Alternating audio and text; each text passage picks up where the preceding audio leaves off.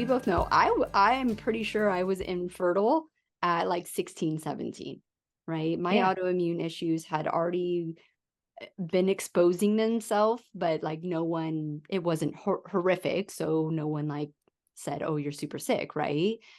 And I was not careful when I was with my high school boyfriend. Like I was lucky not to get pregnant with him.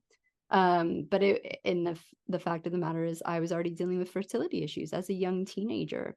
And I think a lot of people are like that and it just gets hyper, you know, like, oh, so it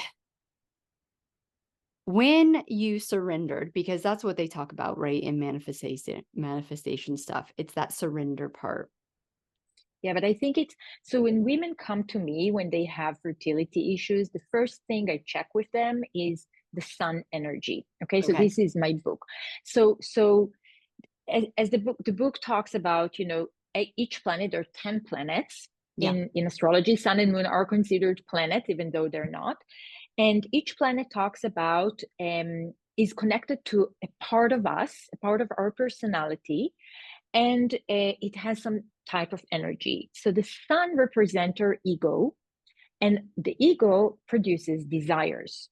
Now, first of all, many of us, and especially the spiritual people, we've learned that ego is bad, Mm, that yeah. wanting is bad, desire is bad. We should just be happy with what we have. We should be modest. We should not Mhm. want things because the desires just create suffering, right? This is Right. what like all the spiritual jargon is all about. And I'm Yeah. like, no, Yeah. Complete we were BS. created with Yeah. ego. Mhm. We were created with desire. So if you want something and you're not willing to say, I want that, you'll never get it.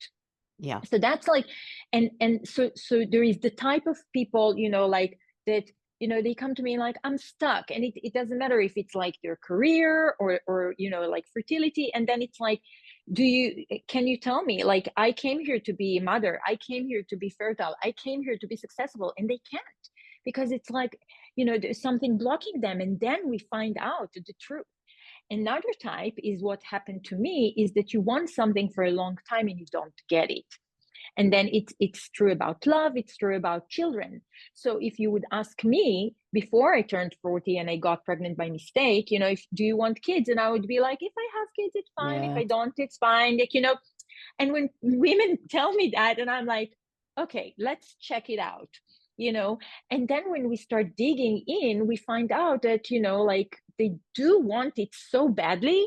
And that was with me. Like whenever we would go to a tarot reader or an astrologer or any, like, I would immediately ask, will I have kids? Will I have kids? And it's like, so I'm okay if I don't have kids. No, Yeah. like you really want kids.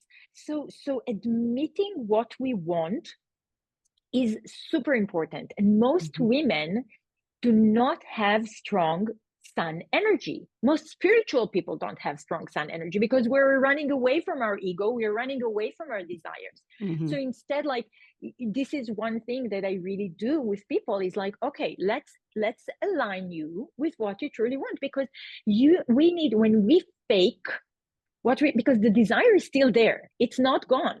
If you want kids, you want kids, you can't deny it. If you want love, you want love. You can't lie to anyone and say that you Yeah. don't want it. It's just like you fake what you want. And then when you're not making the sound you came here to do in this life, you don't attract the right people to you, don't attract the right circumstances. So you attracted the wrong circumstances that support what you said that you want, but it's not what you really want. Yeah. So that's a very strong, powerful work. And then we understand what it means to want without craving. Yeah. Because because the craving, wanting doesn't, it's, there is no problem with wanting. It's good, it's healthy. We want to be happy.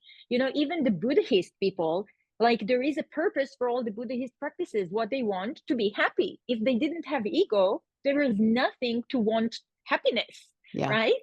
Exactly. so Yeah. so it's like, okay, so now how can I want without suffering from what I want? Mhm. And that's the craving part. And this is where we need to see, I do want this thing, but I understand that even if it doesn't happen to me, I am able to create a life that is filled and is joyful and is happy.